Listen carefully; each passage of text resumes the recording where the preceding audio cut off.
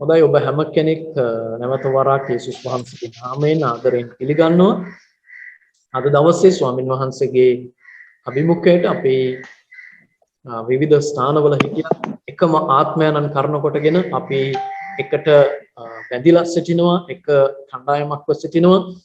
අද උදෑසනත් අපි දෙවියන් වහන්සේගේ වචනය වෙතට අපේ අවධානය යොමු කරන්නට යනවා. මොකද මේ කාලේ ඉතාමත්ම වැදගත් දේ උන්වහන්සේගේ වචනය. ඒ නිසා ඊට කලින් මම අහන්න ඕන හැම කෙනෙකුගෙන් ඔබ දරුවෝ සිටින දෙමව්පියෝ නම් දරුවෝ ඔබත් එක්ක මේ වෙලාවේ ඉන්නවද කියලා. ඔබ දරුවොත් සමගද වාඩි වෙලා ඉන්නේ? එහෙම නැත්නම් ඔබ විතරක් වාඩි වෙලා ඉන්නවද? දරුවෝ වෙන වෙන වැඩද? ඒ දේ කරන්නට එපා. කරුණා කරලා ඔබේ දරුවන්ව ඔබත් සමග වාඩි කරව ගන්න. මොකද පොඩි උනත් ඒ දරුවන් දෙවියන් වහන්සේත් එක්ක වැඩෙන්නට අවශ්‍යයි.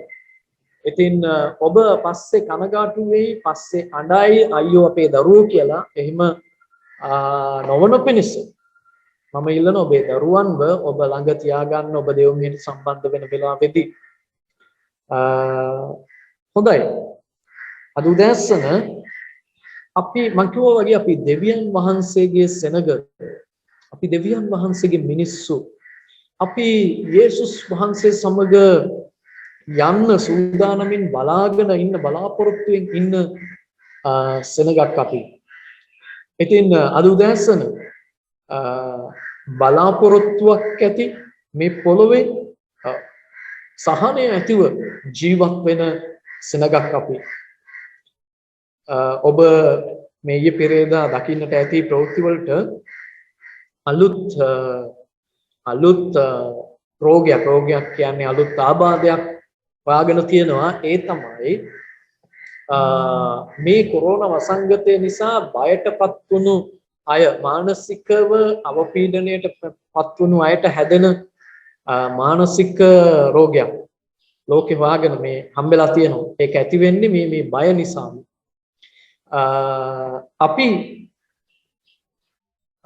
අපි දෙවියන් වහන්සේගේ සෙනග, අපි බයෙන් ජීවත් වෙන්නේ නැහැ. අපි බය දෙවියන් වහන්සේට විතරයි. අපි වෙන දේවල් වලට බය නැහැ, වෙන කාටවත් බය නැහැ. අපි නිදහස් සෙනගක් මේ පොළොවේ ජීවත් වෙන. ඒ නිසා ඔබයි මමයි දෙවියන් වහන්සේ තුල ඉතාමත්ම ආශිර්වාදමත් සෙනගක්ව සිටිනවා. ඉතින් දෙවියන් වහන්සේට ප්‍රශංසා වේවා. අද උදෑසන මම ඔබත් එක්ක කතා කරන්නට යනවා සභාව තුළ දෙවියන් වහන්සේ බලාපොරොත්තු වෙන්නා වූ දේවල් මොනවද කියලා. අපි පහුගිය සතිවලත් ඊට වැදගත් කාරණාවල් කතා කරගෙන ආවා. අපි දෙවියන් වහන්සේගේ කැමැත්ත ගැන කතා කළා. අපි කතා කළා මිනිස්සෙක් දුර්වල වුණාම වැටුණාම කොයි වගේද කියලා අපි ගිය සතියේ කතා කළා. ඔබට අවස්ථාව නොලැබුණා නම් ඒ දේශනාවල් අහන්න ඔබට අවස්ථාවක් තිබෙනවා. අපේ බෙතෙල් ප්‍රයාස සෙන්ටර් ගෲප් එකට ගියාම ඒ ගෲප් එකට දාලා තියෙන ලින්ක් එක, ඒ ලින්ක් එකෙන් ගිහිල්ලා ඔබට ඒ මගහැරුණු සති කීපයක දේශනා ඒකේ තියෙනවා. ඔබට ගිහින් ඒවට සමන් දෙන්නට පුළුවන්. මේ කාලේ මේ කතා කරපු හැම දේශනාවක්ම මේ කාලයට ඉතා වැදගත් වෙන දේවල් තමයි කතා කරලා තියෙන්නේ. ඔබට මගහැරුණා නම් ඔබට බෙතෙල් ප්‍රයාස සෙන්ටර් එකේ උඩට යන්න ගියාම ඔබට තිබෙයි දාලා පහුගිය සතිවල දේශනාවේ ඒ ලින්ක් එක දාලා තිබෙනවා. ඔබට එතනින් ගිහිල්ලා YouTube එකෙන් බලන්නත් පුළුවන්, නැත්නම් එතනම බලන්නත් පුළුවන්. ඒ වගේ අදත් දෙවියන් වහන්සේගේ වචනෙන් මම ඔබට කතා කරන්න යනවා මේ කාලේ ඉතා වැදගත් වෙන සහ දෙවියන් වහන්සේ බලාපොරොත්තු වෙන්නා වූ කාරණා කීපයක් ගැන. මේ කාරණා අපි හොයාගන්නේ පිලිප්පි පොතේ පළවෙනි පරිච්ඡේදයේ. ඒ නිසා මම ඉල්ලනවා ඔබ මා සමග පෙරලන්න කියලා. පිලිප්පි පොතේ පළවෙනි පරිච්ඡේදයේ අපි කියවන්න යනවා 6 වෙනි පදයේ ඉඳලා 6 සිට 11 දක්වා පද අපි කියවන්නට යනවා. ඔබේ බයිබලය ඔබ දරුවන් සමග, ඔබේ දරුවත් සමගම ඔබේ බයිබලය පෙරලන්න, ඔබේ දරුවත් එක්කම මේ වචනය අහන්න. පිලිප්පි පළවෙනි පරිච්ඡේදයේ 6 වෙනි පදයේ ඉඳලා අපි කියවනවා.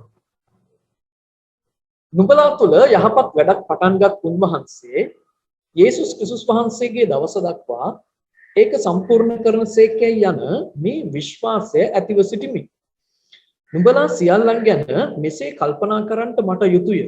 මක්නිසාද මාගේ බැඳුම්වලදීද සුභාරංචිය ගැන උත්තර දීමේදීද ඒක ස්ථිර කිරීමේදීද නුඹලා සියල්ලන් මා සමග අනුග්‍රහයට පංගුකාරයන්ව සිටින බැවින් නුඹලා මාගේ සිතේ දරමි.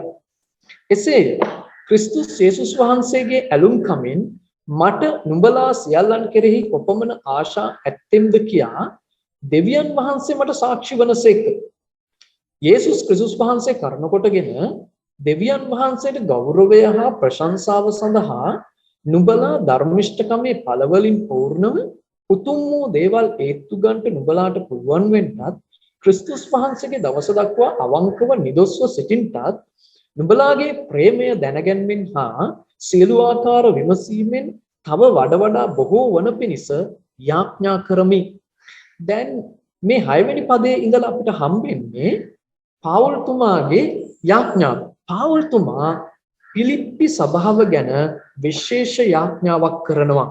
ඔබ දන්නවද පාවුල්තුමාට පිලිප්පි සභාවත් එක්ක ලොකු ළඟ සම්බන්ධකමක් තිබුණා.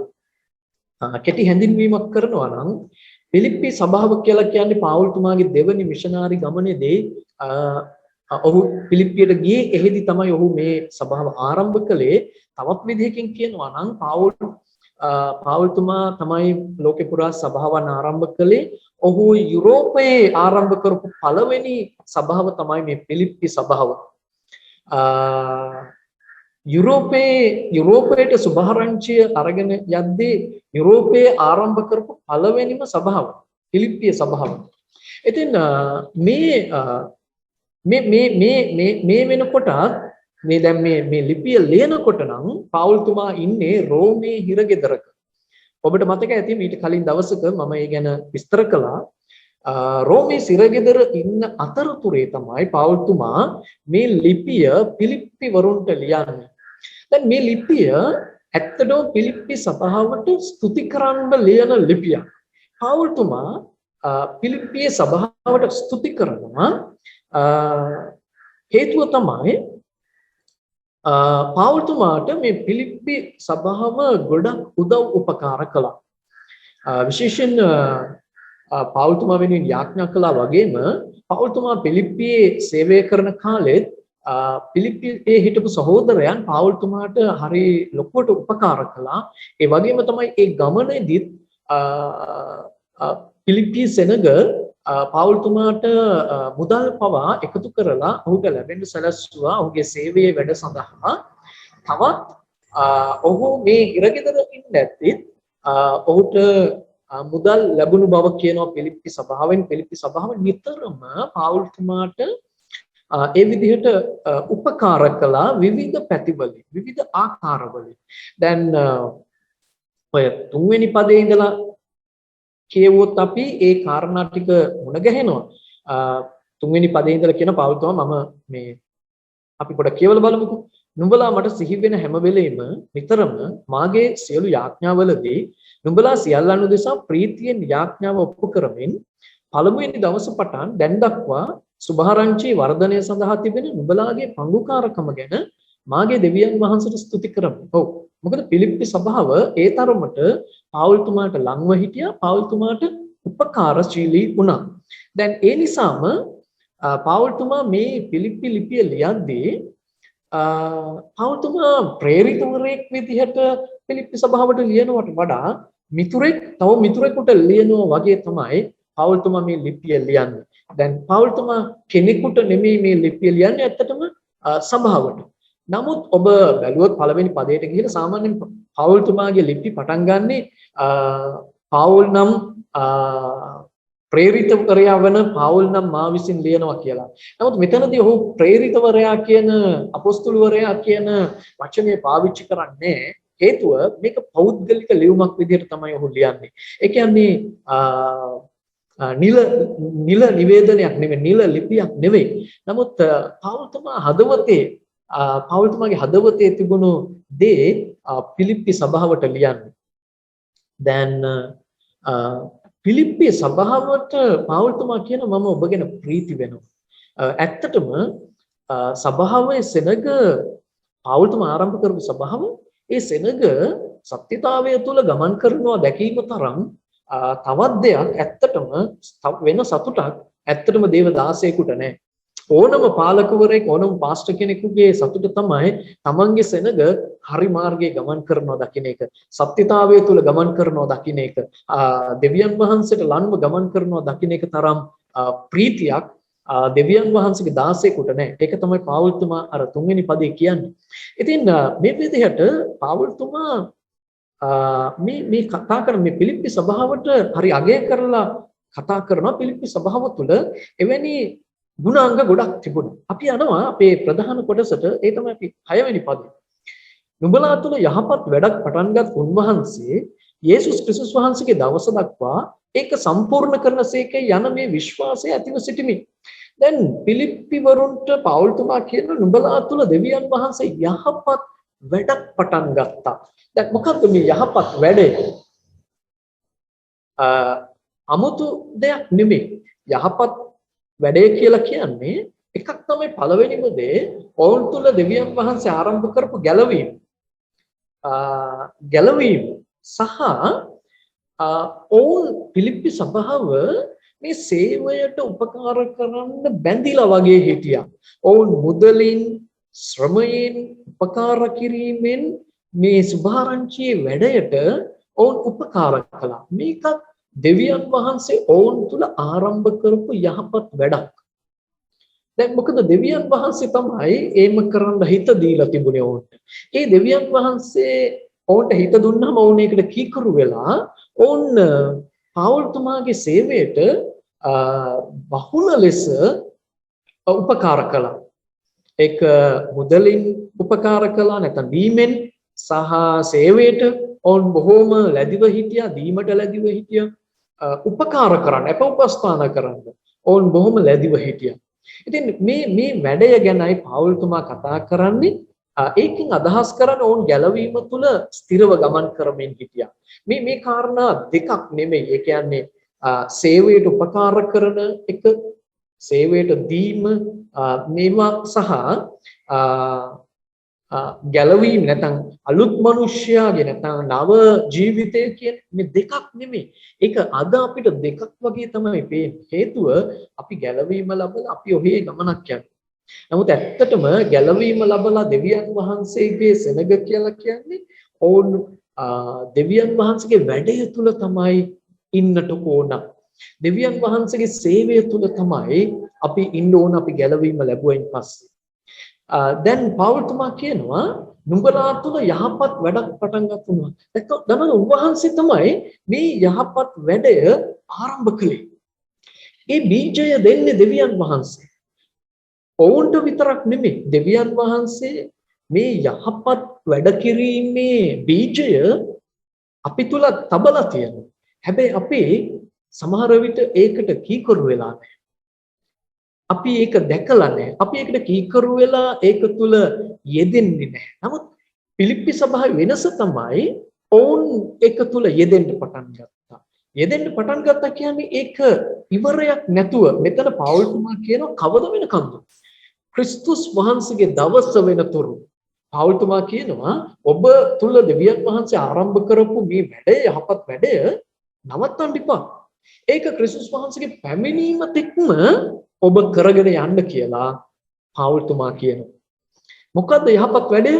එක ගැලවීම නැත්නම් ඒ කියන්නේ මේ අලුත් ජීවිතය තුල යන මේ අලුත් ජීවිතය ඇතුලේ මේ ඔබ සේවයට දක්වන්නා වූ කැපකිරීම ශ්‍රමයෙන්, කාලයෙන්, උදව් උපකාරයෙන්, දීමෙන් ඔබ දක්වන මේ ඔබගේ කැපකිරීම ඒක නවත්තන්න එපා. ක්‍රිස්තුස් වහන්සේගේ පැමිණීමේ දවස දක්වා මේක කරගෙන යන්න. ඇයි දන්නවද? එහෙම කියන්නේ මෙතන පෞල්තුමා මේ 6 වෙනි පදේ කියනවා මේක සම්පූර්ණ කරන්නේ දෙවියන් වහන්සේ. දවස දක්වා ඒක සම්පූර්ණ කරනසේකේ යන විශ්වාසය මට ඇතුළේ ඉන්න ඕනේ. පෞල්තුමා කියන්නේ දෙවියන් වහන්සේම ඔබ තුල ඒක සම්පූර්ණ කරන්න යනවා කියලා. ඔව්. මොකද මේ යහපත් වැඩය අපි තුල ආරම්භ කරන්නේ දෙවියන් වහන්සේ. ඒ දෙවියන් වහන්සේම අපි තුල ඒක සම්පූර්ණ කරන්න යනවා. අපි මේ වැඩේ කොටස්කරුවන් බවට පත් වුණොත්. නමුත් අපි ගොඩක් වෙලාවට අපි ගැළවීම ලැබලා අපි අලුත් මිනිස්සෙක් බවට පත් වෙලා හැබැයි අලුත් මිනිස්යාගේ චරිතයේ නෙමෙයි අපි ඉන්නේ. අපි ගැළවීම ලැබලා හැබැයි හොඳට කල්පනා කරලා බලන්න අපි කොයිතරම් දුරට අද දවසේ දෙවියන් වහන්සේගේ වචනයත් එක්ක අපි ගමන් කරමින් ඉන්නවද? ඒ වචනයත් එක්ක එකඟව අපි ගමන් කරමින් ඉන්නවද? ඒ වචනයට අපි කොයිතරම් දුරට කීකරුව ගමන් කරමින් ඉන්නවද? එහෙම නැත්නම් අපි හොඳට කල්පනා කරලා බලන්න අවශ්‍යයි අපි අද දවසේ වෙනකොට කරන්නේ අපි නිකන් පල්ලි යන ඇදහිලිවන්තයෝ බවට පත් වෙලා නේද? සාම්ප්‍රදායික ඇදහිලිවන්තයන් බවට පත් වෙලා නේද? අපි එතනින් එහාට දෙවියන් වහන්සේගේ වචනේ කියලා තිබෙන ආකාරයෙන් අපි යමක් දෙවියන් වහන්සේගේ වැඩය වෙනුවෙන් සබාව වෙනුවෙන් අපි කරනවද? ඔබට තේරෙයි 7 වෙනි පදයට අපි ගියාම 7 වෙනි පදේ කියනවා නුඹලා සියල්ලන් ගැන මෙසේ කල්පනා කරන්නට මට යුතුය. මක් නිසාද මාගේ බැඳුම් වලදීද සුභාරංචිය ගැන උත්තර දීමේදීද ඒක ස්ථිර කිරීමේදීද නුඹලා සියල්ලන් මා සමග අනුග්‍රහයට පන්දුකාරයන්ව සිටින බැවින් නුඹලා මාගේ සිතේ ධර්මයි. දන්නවද? ඒ සේවයට පංගුකාර වීම ඒක ශ්‍රමයෙන් වෙන්න පුළුවන්, කාලයෙන් වෙන්න පුළුවන්, දීමෙන් වෙන්න පුළුවන්. සේවයට පංගුකාර වීම දන්නවද? පෞල්තුමා හඳුන්වනවා ඒක දෙවියන් වහන්සේගේ අනුග්‍රහයට පංගුකාර වීමක් කියලා. ඔබ කැමති නැද්ද දෙවියන් වහන්සේගේ අනුග්‍රහයේ පංගුකාරයන් වෙන්න? ඒ කොහොමද? දැන් පෞල්තුමා සේවයේ බොහොම අමාරු තැන් වලට පැමිණි කාලවල් තිබුණා. පෞල්තුමා හිරගෙවල් වල හිටියා. ඇත්තටම මේ පිලිප්පියේදී පෞල්තුමාව අල්ලලා හිරගෙදර දැම්මා. පෞල් වයි සීලස් වයි. ඔබට මතක ඇති. නමුත් පෞල් එතන ජයග්‍රහණය කළා. හැබැයි ඒ හිරගෙදර දැම්මා. දන්නවද පිලිප්පියේ සෙනග පෞල්තුමා ගැන හොයලා බැලුවා. පෞල්තුමාගේ නිදහස් කර ගැනීම වෙනුවෙන් කටයුතු කළා. පෞල් දන්නවද මේ පිලිප්පිය සභාව ආරම්භ වෙන්නත් හේතු වුණේ පෞල් හිරගෙදර ඉඳීමෙන්. මොකද හිරගෙදර මුලාදෑනියා ගැලවීම ලැබුවා. ඔබ ක්‍රියාපොතේ මේ සිද්ධිය කියවලා බලන්න. හිරගෙදර මුලාදෑනියා ගැලවීම ලබනවා. මොකද හිරගෙදර ලොකු කාරණයක් වෙනවා. එතකොට හිරගෙදර මුලාදෑනියා ගැලවීම ලබනවා. එයාගේ පවුලයත් ගැලවීම ලබනවා. එහෙම තමයි මේ පිලිප්පියේ සභාවේ ආරම්භය සිදු වෙන්නේ. ඉතින් මේ දැන් මම කියන්න හැදුවේ දැන් පෞල්තුමා මේ වගේ නොඑක් ආකාර දේවල් තුල ගියා. එක අවස්ථාවක් අපි මීට කලින් සතියකට කතා කළා මේ ගැන. ඒ තමයි පෞල්තුමාට ඇත්තට මුදල් අවශ්‍යතාවයකුත් තිබුණා. ඒ තියෙන වෙලාවේදී තමයි පිලිප්පියේ සභාව පෞල්තුමාට මුදලක් එකතු කරලා එවන්නේ. දැන් ඒක වුන් දැනගෙනද නොදැනගෙනද දන්නේ නැහැ. කොහොම හරි පිලිප්පි සභාව පෞල්තුමාගේ සේවයට නිතරම මේ විදිහට හවුල් වුණා. දැන් මම ඔබට කියන්න හදන්නේ දන්නවද? දැන් පෞල්තුමාට අවශ්‍යතාවයක් තිබෙන වෙලාව අපි ඒක ගමු. අවශ්‍යතාවයක් තිබෙන වෙලාවේදී පෞල්තුමාට යම් මුදලක් ලැබුණා කියලා කියන්නේ පෞල්තුමාගේ පැත්තෙන් ඒක දෙවියන් වහන්සේගේ අනුග්‍රහය. පෞල්තුමා දකින්නේ දෙවියන් වහන්සේගේ අනුග්‍රහය. උන්වහන්සේගේ අනුග්‍රහය තුල උන්වහන්සේ මට සැපයුවා කියලා. පිලිප්පි සභාව දීමේ අනුග්‍රහය ලබන ඔවුන්ට දීමට අනුග්‍රහය තිබුණා. සහ ඔවුන් මොකද්ද වෙන්නේ? අර පෞල්තුමාට දැන් අවශ්‍යතාවයක් තිබෙනවා. ඉහළ ඉන්න දෙවියන් වහන්සේ නුමනා කරලා තිබෙනවා පෞල්තුමාට උපකාර කරන්න. දැන් කවුද ඒකට ඉදිරිපත් වෙන්නේ? පිලිප්පි සභාව. පිලිප්පි සභාව මුදලක් එකතු කරලා පෞල්තුමාට එවනවා.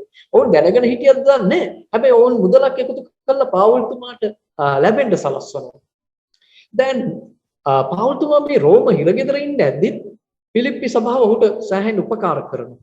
දැන් පෞල්තුමා කියනවා ඒක දෙවියන් වහන්සේගේ අනුග්‍රහයට පංගුකාර වීමක් කියලා. ඔබට තේරුණාද මේ කියන දේ? ඒක හරියට මේ වගේ. මම ඕකේ අනිත් පැත්ත කියන්නම්කෝ. ඔය අනුග්‍රහයට පංගුකාර වීම තේරුම් ගන්න පුළුවන් මෙන්න මෙහෙම. ශාපයට පංගුකාර වීම. ඒ තමයි යේසුස් වහන්සේ කුරුසියේ මැරෙන්න නියම වෙලා තිබුණා. නමුත් ඒක යේසුස් වහන්සේ පාවලා දෙන්නේ කවුද කියලා කවුද කෙනෙක් හිටියා පාවලා දෙන්න. නමුත් යුදාස් ඒ තැන ගත්තා. අන්න යුදාස් ශාපයට පංගුකාරයෙක් වුණා. ඔන්න ඕකේ අනිත් පැත්ත තමයි මම මේ කියන්නේ. පාවුල්තුමා කියනවා නුඹලා මට උපකාර කිරීම මෙතන පාවුල්තුමා කියනවා මගේ බැඳුම්වලදී මගේ සුභාරංචි වැඩවලදී හැම දෙයකදීම මේ කියන උත්තර දීමේදී කියන්නේ උසාවිවලදී නුඹලා මට උපකාර කළා. මේ සේවයේ නුඹලා මාත් එක්ක හිටගෙන හිටියා. එතකොට පාවුල්තුමා ඒක කියලා කියනවා නුඹලා ඒකෙන් එහෙම කිරීමෙන් නුඹලා අනුග්‍රහයට පංගුකාරයන් වුණා කියලා. දන්නවද අපි නොදැනුවත්වම දෙවියන් වහන්සේගේ දෙවියන් වහන්සේට ඕන කරනවා කෙනෙකුට අනුග්‍රහය දෙන්න. ඒ අනුග්‍රහයට ඔබටයි මටයි පුළුවන් පංගුකාරයන් වෙන්න. දෙවියන් වහන්සේට ඕන කළා තිබුණා පවුල්ට අනුග්‍රහය දක්වන්න. ඒකට කවුද ආයුධය උනේ? කවුද ඒකට උපකාරය දෙවියන් වහන්සේට ඒකේ පංගුකාරකම දුන්නේ කවුද? පිලිප්පි සභාව. ඉතින් පාවුල්තුමා ඒකයි මේ මතක් කරලා කියන්නේ මම නුඹලා ගැන ගොඩක් සතුටු වෙනවා. මම ඔබ ගැන ආඩම්බර වෙනවා. මම දෙවියන් වහන්සේට ඔබ ගැන ප්‍රශංසා කරනවා කියලා පිලිප්පි සභාවට කියනවා. සහ පිලිප්පි සභාව ගැන පාවුල්තුමා කියනවා නුඹලා මගේ ඒ අනුග්‍රහයට පංගුකාරයන් වුණා කියලා. ඒක මහත් ආශිර්වාදයක්. දන්නවද අපි හිතනවා අපි මොකටද දෙන්නේ? අපි ඇයි දෙන්නේ? එහෙම කියලා නැත්නම් ඇයි අපි උදව් කරන්නේ? අපි මොකටද යන්නේ ඕවට? දන්නවද විශේෂයෙන්ම ඔබට කියන්න ඕනේ.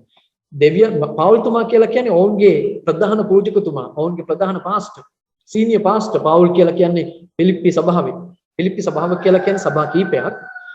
එතන සීනියර් පාස්ටර් ඇත්තටම පාවුල්. දැන් අද දන්නවද අද දෙවියන් වහන්සේගේ 16ට ඒ 16ත් එක්ක සේවයට උපකාර කරන එක, ඒ සේවයට හවුල් වෙන එක, ඒ 16 සමග සේවයේ බර දරන එක ඒක දෙවියන් වහන්සේගේ අනුග්‍රහයට පංගුකාර වීමක්. ඔබ දන්නවද? ඔබ කරන සේවයට වෙනම විපාකයක් තිබෙනවා. ඔබ යම් උපකාරයක් කළා නම් ඒකට ඔබට විපාකයක් තිබෙනවා. ඔබ යම් දීමක් කළා නම් ඒ කියන්නේ දීමෙන් ඔබ හවුල් වුණා නම් ඔබට වෙනම විපාකයක් තිබෙනවා. ඔබ ශ්‍රමයෙන් යම් දෙයක් කළා නම් සේවය වෙනුවෙන්, සභාව වෙනුවෙන් ඒකට වෙනම විපාකයක් තිබෙනවා. සහ ඔබ දන්නවද ඊට වඩා විපාකයක් තිබෙනවා ඔබ දෙවියන් වහන්සේගේ අනුග්‍රහයට පංගුකාරයන් වීම නිසා. ඒක මහත් ආශිර්වාදයක්. ඒක වචනය වලින් විස්තර කරන්න බැරි මහත් ආශිර්වාදයක්. දෙවියන් වහන්සේගේ අනුග්‍රහයට පංගුකාරයන් වීම කියන්නේ. දන්නවද අපි දෙවියන් වහන්සේගේ අනුග්‍රහයටයි පංගුකාරයන් වෙන්න ඕන යුදාස් වගේ ශාපයට පංගුකාරයන් වෙන්නේ නැතුව. අපි මන් දන්නවා කවුරුත් එහෙම කරන්නේ නැහැ කියලා. නමුත් දෙවියන් වහන්සේගේ අනුග්‍රහයේ පංගුකාරයන් වෙන්නට අවශ්‍යයි.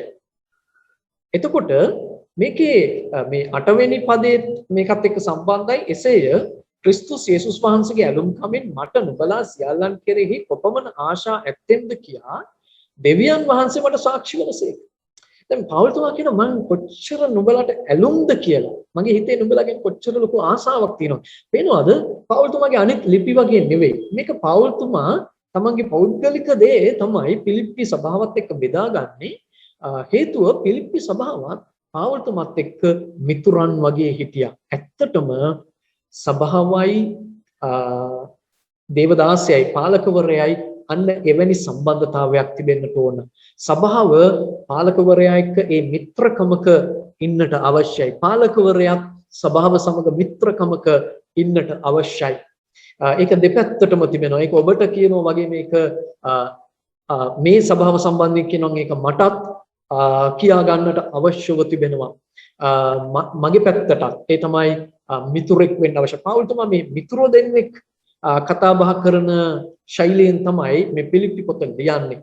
දැන් දන්නවද දේව දාසයා සමග එහෙම නැත්නම් සභාව සමග ඔබ බැඳිලා ඉන්නවා නම් ඔබ සභාවේ බර දරනවා නම් ඔබ සභාවේ ඒ හයිය බවට ශක්තිය බවට පත් වෙනවා නම් දන්නවද ඒක අනුග්‍රහයට කාරණයක්. විශේෂයෙන් මේ වගේ කාලෙක මේක අමාරු කාලයක්. නමුත් මේ වගේ කාලෙකත් අපි දන්නවද අපේ සේවයේ වැඩය තුළ යෙදලා ඉන්න අවශ්‍යයි. පුළුවන් විදිවලින් පුළුවන් හැකි ආකාරවලින් අපි සේවයට පංගුකාර යන් වෙන්න අවශ්‍යයි. දැන් පාවුල්තුමා එක දෙයක් පාවුල්තුමා මම මේක කියන්නට ඕන. ඒ තමයි ඕන් පාවුල්තුමාට දීම සලකුවේ නැත්නම් පාවුල්තුමාට උපකාර කිරීම පාවුල්තුමා වෙනුවෙන් උසාවියට යන එක පාවුල්තුමා වෙනුවෙන් දේවල් වලට උත්තර දෙන්න යන එක ඕන් සලකුවේ දෙවියන් වහන්සේගේ අනුග්‍රහයට පංගුකාරයන් වීම කියලා. මේක ඕන් අතහැරලා දැම්මේ නැහැ මේ පාවුල්තුමාට මොකටද අපි සපෝට් එක දෙන්නේ කියලා. ඔවුන් දැක්ක පාවුල්තුමාට උපකාර කරනවා කියන්නේ පාවුල්තුමාව ඔසවනවා කියන්නේ සභාව ඔසවනවා වගේ කියලා. පාවුල්තුමාට උපකාර කරනවා කියන්නේ සභාවට උපකාර කරනවා කියන එකයි කියලා. පාවුල්තුමාට සහයෝගය දෙනවා කියන්නේ පාවුල්තුමාගේ සේවයට උපකාර කරනවා කියන්නේ සභාවේ සේවයට උපකාර කරනවා කියන එකයි කියලා. අන්න ඒකයි සේවයේදී සභාව පාලකවරයාත් එක්ක එකමුතු වෙන්නට අවශ්‍යයි. ඒක ඉතාමත්ම වැදගත්. පාවුල්තුමා දැක්ක පිලිප්පි සභාව ඒ දේ හරියටම කරනවා. පාවුල්තුමා පිලිප්පි සභාවට ප්‍රශංසා කරන්නේ අන්න ඒ නිසයි. අපි මෙතනින් පස්සේ යනවා මේ 9 10 11 පද අපේ සිංහල බයිබලයේ පොඩ්ඩක් පැත්ත මාරු වෙලා තියෙන්නේ. නමුත් මම මේක හරිගස්සලා ඔබට කියන්නම්. ඊට කලින් මේ පද තුන අපි පොඩ්ඩක් කියවලා ඉමු. බලන්න ඔබේ බයිබලයේ යේසුස් ක්‍රිස්තුස් වහන්සේ කරුණ කොටගෙන දෙවියන් වහන්සේට ගෞරවය හා ප්‍රශංසාව සඳහා නුඹලා ධර්මිෂ්ඨකමේ පළවලින් පූර්ණව උතුම් වූ දේවල් ඒත්තු ගන්නට නුඹලාට පුළුවන් වෙන්න ක්‍රිස්තුස් වහන්සේගේ දවස දක්වා අවංකව නිදොස්ව සිටින්නට නුඹලාගේ ප්‍රේමය දැනගැන්මින් හා සියලු ආකාර විමසීමෙන් තව වඩා බොහෝ වන පිණිස යාඥා කරමි. මේක උඩ යට මාරු වෙලා තියෙනවා කියලා මං කිව්වේ මේ ප්‍රේමය කියන කතාව තමයි ඇත්තටම මුලට එන්න ඕන. ඔබ ඉංග්‍රීසි බයිබලය අරගෙන බැලුවොත් ඔබට පැහැදිලි වෙයි ඉංග්‍රීසි බයිබලයේ පටන් ගන්නෙ ප්‍රේමය කියන කාරණය. හේතුව මෙන්න මෙහිමයි. මම මේ කතාව කියද්දී ඔබට තේරෙයි. පාවුල්තුමා කියන්න හදන්නේ ප්‍රේමය ඔබගේ ප්‍රේමය දැනගැන්වෙන් තව වැඩි වෙන්න ඕන කියලා. දැන් මේ පිලිප්පි සභාවට කියන්නේ. දැන් පාවුල්තුමා දැක්ක උන්ට ලොකු ප්‍රේමයක් තියෙනවා. පාවුල්තුමා කියනවා නුඹලාගේ ඒ තිබෙන ප්‍රේමය තව දැනගැන්වෙන් පූර්ණ කරගන්න. පාවුල්තුමා මේක කියන්න හදන්නේ දන්නවද ප්‍රේමය කියලා කියන්නේ නිකන් හදවතේ හැඟීමක් නෙමෙයි. ප්‍රේමය කියලා කියන්නේ දැනගැන්මක්. දැනගැන්ම ප්‍රේමයේ දැනගැන්ම වැඩි වෙද්දී ප්‍රේමයක් වැඩි වෙනවා. ප්‍රේමය කියලා කියන්නේ නිකන් හැඟීමක් නෙමෙයි. ප්‍රේමය කියලා කියන්නේ දැනගැන්මක්. ඒ දැනගැන්ම අපි වැඩි කරගන්න. ඒක පෞල්තුමා කියන්නේ තව වඩා බොහෝ වන පිණිස මම යාඥා කරනවා. ප්‍රේමය වැඩි වෙන්න නෙමෙයි. ප්‍රේමයේ දැනගැන්ම වැඩි වෙන්න. මොකද දැනගැන්ම වැඩි වෙනකොට ප්‍රේමයක් ඉබේම වැඩි වෙනවා කියලා පාවුල්තුමා දැනගෙන හිටියා. ඉතින් පාවුල්තුමා පිලිප්පි සභාවේ අය වෙනුවෙන් යාඥා කරනවා පිලිප්පි සභාව තුළ මේ ප්‍රේමය තවදුරටත් උතුරලා යන පිණිස. මෙන්න මේක තමයි අදහස ඒකේ ප්‍රේමය උතුරලා යන පිණිස. තව අදහසක් තමයි මෙතන පාවුල්තුමා කතා කරන මේ ප්‍රේමය ගැඹුරට යන පිණිස. ගැඹුරු ප්‍රේමයක්. ඒ කියන්නේ නිකන් අර මතු පිට තිබෙන අර අපි කියන්නේ අර බොරු මූණිච්චාවට තියෙන ප්‍රේමයක් නෙමෙයි. කොහොමද බ්‍රදර් කොහොමද සිස්ටර් කියලා අහන නිකන් අර බොරු මායාවක් නෙවෙයි. සැබෑ ප්‍රේමයක්. ගැඹුරු ප්‍රේමයක් නුඹලා ළඟ තිබෙන පිණිස මම යාඥා කරනවා කියලා තමයි පෞල්තුමා කියන්නේ. ඒ ප්‍රේමය අවබෝධාත්මක ප්‍රේමයක් වෙන්නට ඕනේ කියලා. ප්‍රේමය නිකන් අර අවබෝධයකින් තොරව නිකන් උපකාර කරනවා අරක කරනවා මේක කරනවා නෙවෙයි. දන්නවද ඔබ එහෙම උපකාර කරනවා කියමුකෝ නැත්නම් කෙනෙකුට උදව් කරනවා කෙනෙක් සේවයේ වැඩේ දෙනවා ඒ මොනවා කළත් ඒක ප්‍රේමයේ ප්‍රතිඵලයක්. ඔබ දෙවියන් වහන්සේට ආදරය නිසායි ඔබ දෙවියන් වහන්සේට සේවය කරන්නේ. ඔබ දෙවියන් වහන්සේට ආදරය නිසායි උන්වහන්සේගේ වැඩේට හවුල් වෙන්නේ. ඔබ දෙවියන් වහන්සේට ආදරය නිසායි ඔබට ඇති දෙයින් ඔබට පුළුවන් කමෙන් ඔබේ මිල මුදල් වලින් ඔබ උන්වහන්සේට දෙන්නේ නැත්නම් උන්වහන්සේට සේවය කරන්නේ. ඒක ප්‍රේමයේ ප්‍රතිඵලයක්. මම දෙවියන් වහන්සේට දෙන්නේ දෙවියන් වහන්සේට මං ආදරය නිසා. මම දෙවියන් වහන්සේට ශ්‍රමය දෙන්නේ මං සේවය කරන්නේ මං උන්වහන්සේට ආදරය නිසා. දැන් මේ ප්‍රේමය එහෙනම් අවබෝධය එකක්. එහෙනම් මට හොඳ අවබෝධයකින් මම ඒක කරන්න ඕන. අවබෝධය නැති අනවබෝධාත්මක ප්‍රේමය නිකන් හැඟීමක් විතරයි. ඒ හැඟීමේ ප්‍රේමය දන්නවද? වෙලාවක තියනවා වෙලාවක නැහැ. දන්නවද? ඒකයි දැන් මේ වගේ කාලෙක තමයි හොඳට ඒක බලන්න පුළුවන්කම තියෙන්නේ. මේ කාලේ ඒක තියනවද කියලා. මේ කාලෙත් සේවයට ලැබිව ඉන්නවද? මේ කාලෙත් දෙවියන් වහන්සේට කැපවීම තිබෙනවද? මේ කාලෙත් විශ්වාසවන්තව දෙවියන් වහන්සේට දෙනවද? මේ කාලේ තමයි ඒක හොඳට දෙවියන් වහන්සේ බලන නැත්තම් දෙවියන් වහන්සේ අපිව සෝදිසි කරන කාලය. දැන් ඇත්තටම ගැඹුරු ප්‍රේමයක් නම් සැබෑ ප්‍රේමයක් නම් මොන තත්වයක් තුලදීවත් දෙවියන් වහන්සේට කරන සේවය දෙවියන් වහන්සේ වෙනුවෙන් කරන කැපකිරීම නවත්තන්න යන්නේ. මොකද ඒක දෙවියන් වහන්සේ තමයි පටන් ගත්තේ. පාවුල්තුමා කියන දෙවියන් වහන්සේ නුඹලා තුල ආරම්භ කරපු යහපත් වැඩේ කියලා. මේ යහපත් වැඩේ පටන් ගත්තේ දෙවියන් වහන්සේ. එහෙනම් ඒක නවතින්න බෑ. ඇයි නවතින්නේ? නවතින්නේ දන්නවද? පාවුල්තුමා කියනවා ප්‍රේමය තුල ඔබ වඩා වර්ධනය වෙන්න ඕන. වැඩි වර්ධනය වෙන්න ඕන. ප්‍රේමයේ දැනගැන්මට පැමිණෙන්න ඕන. ඒ කියන්නේ ප්‍රේමය තුල ප්‍රේමයේ දැනගැන්ම කියන්නේ ගැඹුරට යන්න ඕන.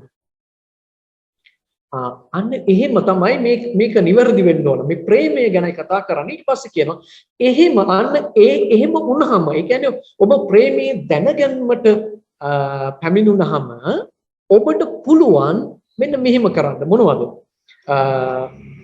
10 වෙනි පදේ කියනවා එකක් තමයි පාවුල්තුමාට මේ යාඥාවේදී අරමුණු දෙකක් තිබුණා.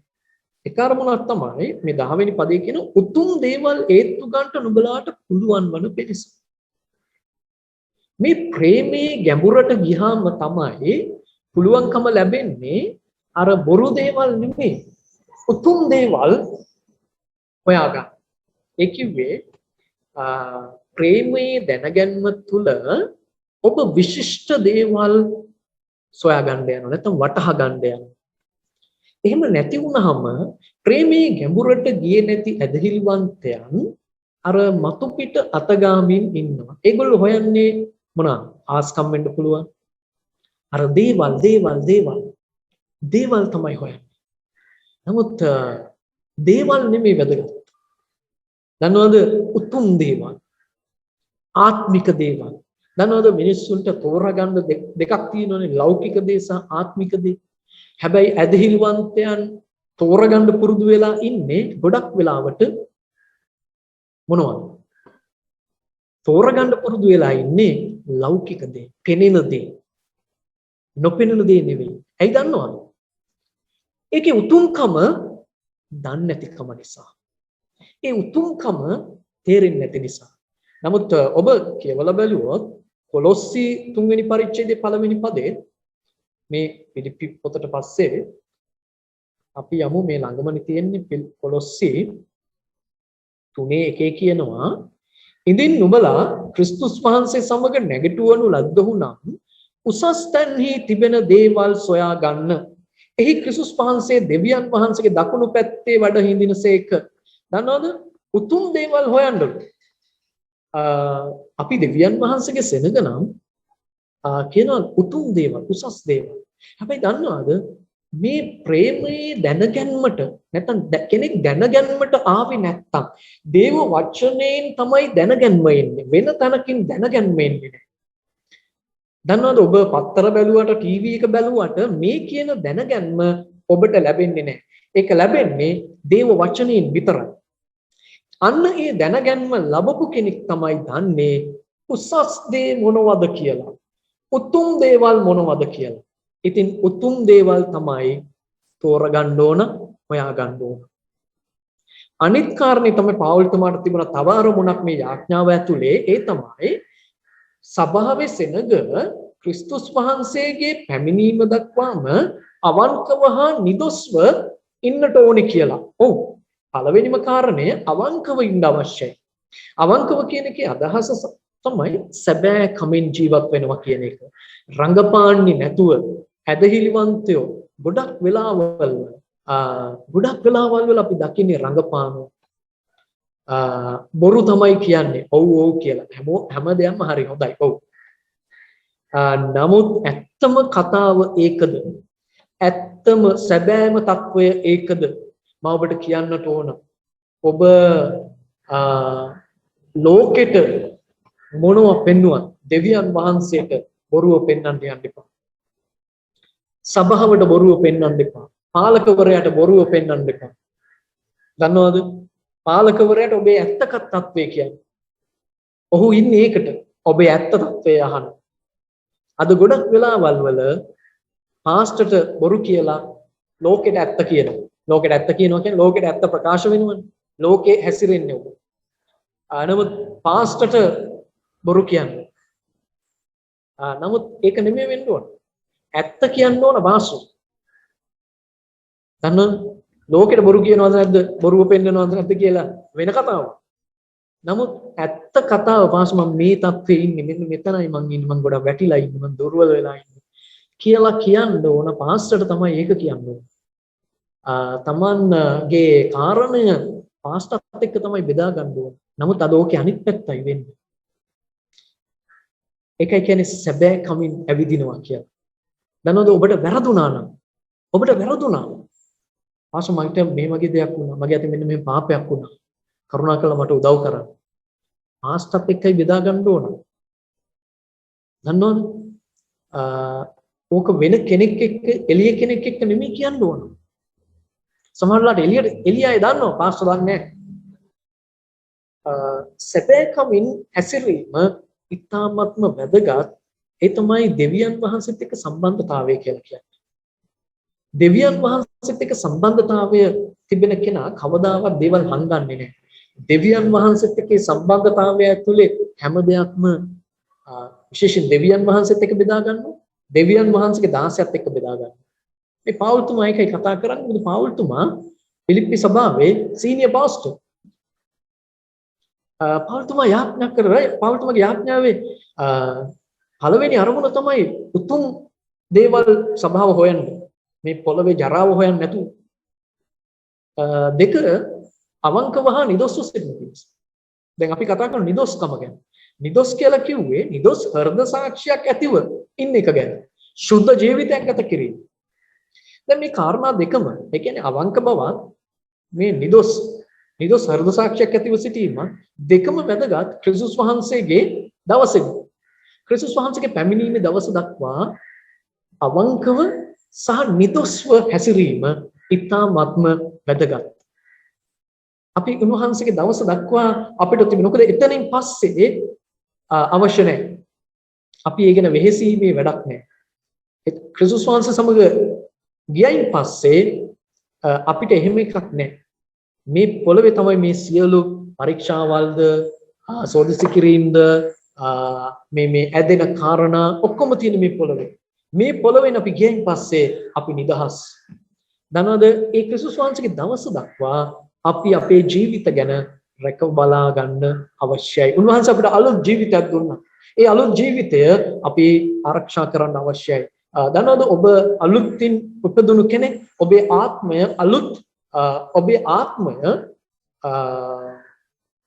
සම්පූර්ණයෙන්ම අලුත් කෙනෙක්. එහෙනම් මේ අලුත් බව රැකගෙන යන්න අවශ්‍යයි. එහෙනම් තමයි පාවුල්තුමා මේ කාරණා කියන්නේ. ඊට පස්සේ අපි එනවා 9 වෙනි පදයට. දැන් මම කිව්වා මේක මේ අනිත් පැත්තට තියෙන නිසා තමයි අපි 11 10 දැන් එනවා අපි 9 වෙනි පදයට. දැන් පාවුල්තුමා තව කාරණාවක් වෙනුවෙන් යාඥා කරනවා. මොකක්ද? යේසුස් ක්‍රිස්තුස් වහන්සේ කරුණ කොටගෙන දෙවියන් වහන්සේට ගෞරවය හා ප්‍රශංසාව සඳහා නුඹලා ධර්මිෂ්ඨකමේ ඵල වලින් පූර්ණ වන පිණිස පෞල්තුමා යාඥා කරනවා ඔබ ධර්මිෂ්ඨකමේ ඵල වලින් පූර්ණ වෙන්න අවශ්‍යයි කියලා. දැන් පිලිප්පි සභාව එහෙම නැහැ නෙමෙයි. පිලිප්පි සභාව තමයි එහෙම කරමින් හිටියේ. නමුත් පෞල්තුමා යාඥා කරන්නේ නුඹලා වඩා ඒක තුල පවතින පිණිස වෙන විදිහකින් කියනවනම් මේ ධර්මිෂ්ඨකමේ ඵල තව තවත් එකතු කරගන්න පිණිස මොනවද මේ ධර්මිෂ්ඨකමේ ඵල එකතු කරගන්නවා කියලා කියන්නේ? දන්නවද? පිලිප්පිවරු තමයි ධර්මිෂ්ඨකමේ ඵල තියන අය. හේතුව ඇයි ඔවුන් ධර්මිෂ්ඨකම් කළා. දැන් කෙනෙකුට ධර්මිෂ්ඨ වැඩ කරන්න බෑ ධර්මිෂ්ඨ කෙනෙක් නෙවෙයි නම්. නමුත් ඔබ දැන් ධර්මිෂ්ඨයි. බයිබලයේ කියනවා ඔබ යේසුස් වහන්සේව අදහා ගැනීම නිසා ඔබ දැන් ධර්මිෂ්ඨයි. ඔබට තමයි පුළුවන් ධර්මිෂ්ඨ ක්‍රියා කරන්න. වෙන කාටවත් බෑ මේ පොළවේ.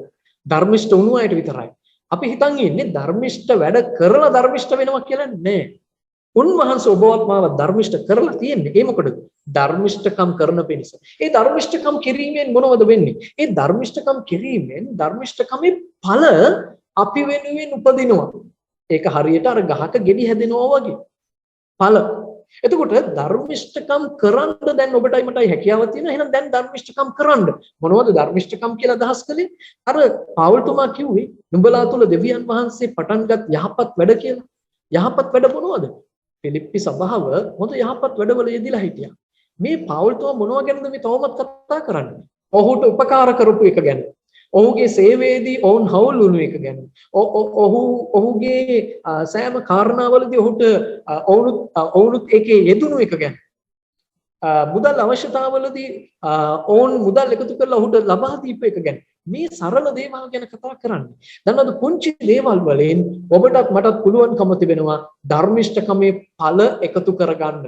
ඔබ දන්නවද බයිබලයේ දෙවනි කොරින්ති පොතේ 9 වෙනි පරිච්ඡේදයේ ඔබ ගියොත් දෙවනි කොරින්ති පොතේ 9 වෙනි පරිච්ඡේදයේ 10 වෙනි පදයට ඒ ස්ථානයේ කියනවා ඉතින් වපුරන්නාට බීජද කෑමට රොටිද සපයා දෙන්නා වූ තැනන් වහන්සේ නුඹලාට වැපිරීම පිණිස බීජ සපයා දී වැඩි කොට නුඹලාගේ ධර්මිෂ්ඨකමේ ඵල වර්ධනය කරනසේක. දන්නවද දෙවියන් වහන්සේම තමයි අර පිලිප්පි සභාවෙත් මේ යහපත් වැඩේ ආරම්භ කළේ දෙවියන් වහන්සේ. දෙවියන් වහන්සේ තමයි ඕන්ට හිත දීලා තියෙන්නේ පෞල්තුමාගේ සේවයට හවුල් වෙන්න. පෞල්තුමාගේ සේවයට උපකාර කරන්න. පෞල්තුමාට දීමෙන් ආශිර්වාදයක් වෙන්න. මේක කරලා තියෙන්නේ කවුද? දෙවියන් වහන්සේ සිත දීලා තියෙන්නේ.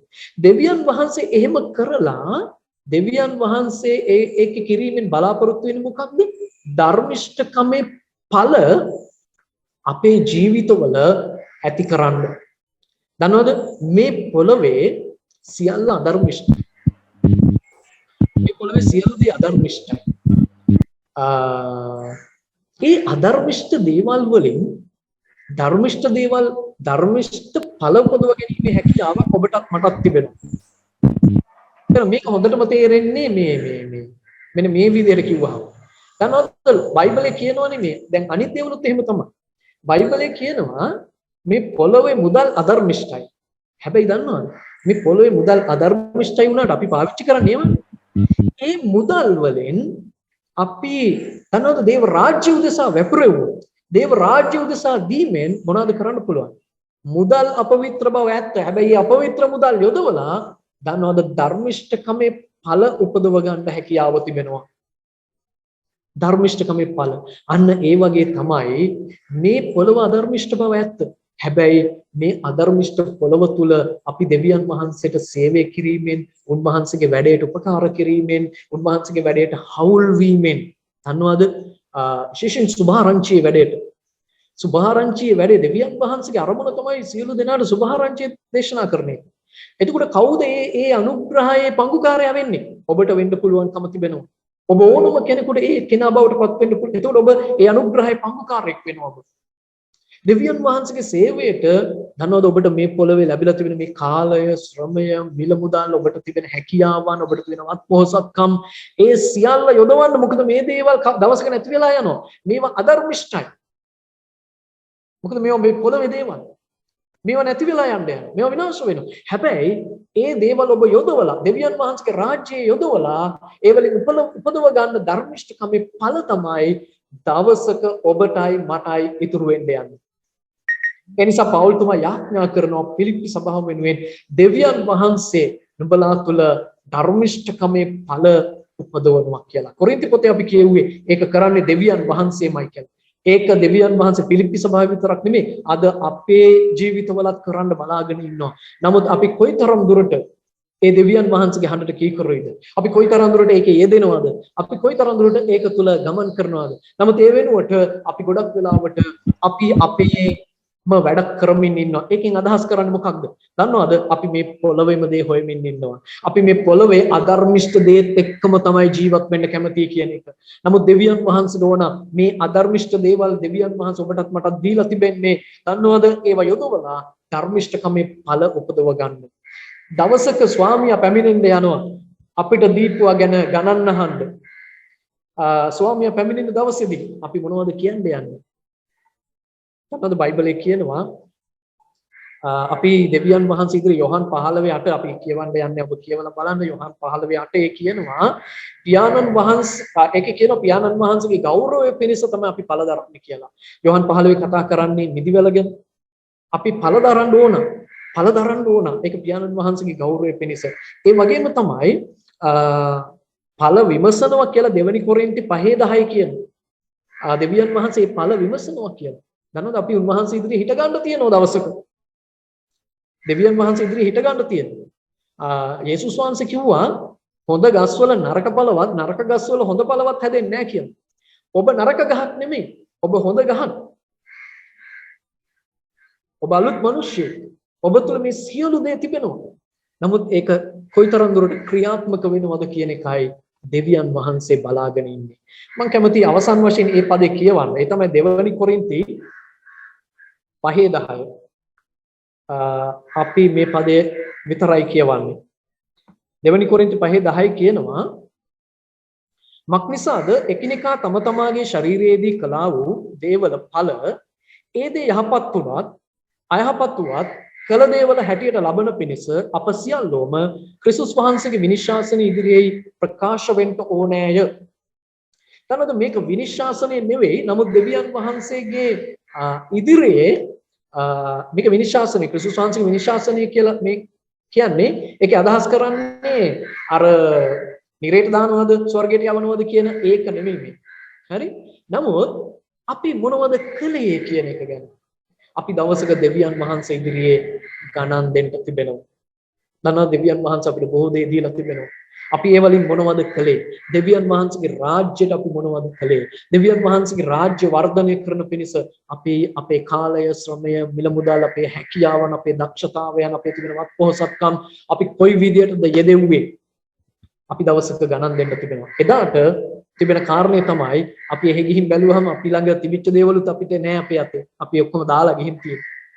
එදාට අපි අඬන්න යනවා අපරාධේ ඒ දේවල් යොදවලා අපිට ධර්මිෂ්ඨකමේ ඵල උපදව ගන්න තිබුණා කියලා. අන්න ඒ වෙනුවෙන් තමයි පාවුල්තුමා මේ යාඥා කරන්නේ. නනොද මේ අනර්ග වචනයක් මේ පාවුල්තුමා පිලිප්පි සභාවට ලියන්නේ. පාවුල්තුමා යාඥා කරනවා මේ පිලිප්පි සභාව ප්‍රේමයේ දැනගැන්මෙන් බහුල වන පිණිස වඩා වර්ධනය වන පිණිස ඒක කිරීමෙන් පෞල්තුමා බලාපොරොත්තු වෙන ඕන් මේ පොළවේ ජරාව නෙමෙයි උතුම් දේවල් හොයයි කියලා. උසස් තැන්හි තිබෙන දේවල් බලයි කියලා. සහ අවංකව සුද්ධ ජීවිතයක් ගත කරයි කියලා ඒ කරුණ කොටගෙන සහ පෞල්තුමා තව කාරණාවක් වෙනින් යාඥා කරන තමයි ධර්මිෂ්ඨකමේ ඵල උපදවන අය බවට පත් වෙයි. නිකන් මේවා භුක්ති විඳින්න විතරක් ඉන්න අය නෙවෙයි. මේ පොළවේ දෙවියන් වහන්සේ දීලා තිබෙන දේවල් භුක්ති විඳින්න ඉන්න අය නෙවෙයි. ඒ වලින් ධර්මිෂ්ඨකමේ ඵල උපදවා ගන්න අය බවට පත් වෙයි. මොකද ආත්මික මිනිස්සුන්ට ඉතුරු වෙන්න යන්නේ ධර්මිෂ්ඨකමේ ඵල විතරයි. ආමෙන්. අද දවසේ මේ වචනය ඔබ සියලු දෙනාට ආශිර්වාදයක්ම වෙන්නට යනවා. අනිවාර්යෙන් ඔබ මේ වචනයත් එක්ක තදින් බැඳෙන මේ වචනේ අල්ලගන්න. අපි යාඥා කරන්නට යනවා. මේ වචනේ අහපු සියලු දෙනා වෙනුවෙන් මම කැමති යාඥා කරන්න අද උදෑසන අපි යාඥා කරමු. හලෙලූයා. හාලෙලූයා ස්වාමිනී. හාලෙලූයා. බලවන්ත ප්‍රේමවන්ත දෙවි පියාණනි, අද උදෑසන මේ ඔබ වහන්සේගේ බලවත් වචනයට අහුම්කම් දුන්නු සියලු දෙනා ඔබට බාර කරනවා. දෙවියන් වහන්සේ ඔබ වහන්සේගේ වචනේ බලය කරුණ කොටගෙන ස්වාමිනී මේ මොහොතේ පටන් ඒ වචනය ස්වාමිනී හැම කෙනෙකුගේ ජීවිතවල පළදරන්ට ඔබ වහන්සේ සලස්වන්න කියලා ඔබ වහන්සේට යාඥා කරනවා. දෙවි පියාණනි, විශේෂයෙන් මෙවැනි වූ කාලයක අපි සීමා සහිතව සිටින කාලයක ස්වාමිනී මේ වචනය අල්ලගන්න පුළුවන් උපරිමයෙන් ඔබ වහන්සේට සේවය කරන්න, ඔබ වහන්සේගේ වැඩය කරන්න, ඔබ වහන්සේගේ වැඩේ පංගුකාරයන් වෙන්න, ඒ අනුග්‍රහයේ කොටස්කාරයන් වෙන්න හැම කෙනෙකුට ඔබ උපකාර කරන්න කියලා යාඥා කරනවා. ශුද්ධාත්මිනී, ඔබ වහන්සේ ඒ වචනය සමග ඔබ වහන්සේගේ බලය ආලේපේ තබමින් එක්කින් එක්කිනාට කතා කරන්න කියලා ඔබට යාඥා කරනවා. දෙවි පියාණනි, මේ වචනේ කෙරේ ඔබ වහන්සේගේ බලය තබන්න, ඒ වචනයේ කීකරුව, ඒ වචනය තුල ජීවත් වෙන්න, ඒ වචනය තුල දැන් ක්‍රියාත්මක වෙන්න හැම කෙනෙකුට පුළුවන්කම දෙන්න. ස්වාමිනී, පෞල්තුමා එදා කළා වූ යාඥාව ඒක ඔබ වහන්සේගේ කැමැත්ත බව අපි විශ්වාස කරනවා. එබැවින් දෙවි පියාණනි, ඔබ වහන්සේගේ කැමැත්ත එදා පිලිප්පි සභාව තුල විතරක් නෙමෙයි, අද අපේ ජීවිතවල ඒ ආකාරයෙන්ම සම්පූර්ණ වන පිණිස ඔබ ඉහළින් ක්‍රියා කරන්න කියලා යාඥා කරනවා. ඒ සඳහා ඔබ වහන්සේගේ අනුග්‍රහය පහුල ලෙස අපට දෙන්න කියලා යාඥා කරනවා. දෙවි පියාණනි, ඔබට බාරයි මේ වචනය අහපු හැම කෙනෙක්. ඒ වචනයට ආශිර්වාද කරන්න, ඒ ඇසු සියලු දෙනා වෙත ඒ ආශිර්වාදය නිදහස් කරන්න දෙවි පියාණනි ඔබට යාඥා කරමින් බාර කරනවා. සියලු දෙනාව යේසුස් වහන්සේගේ බලවන්ත නාමයෙන්. ආමේන්.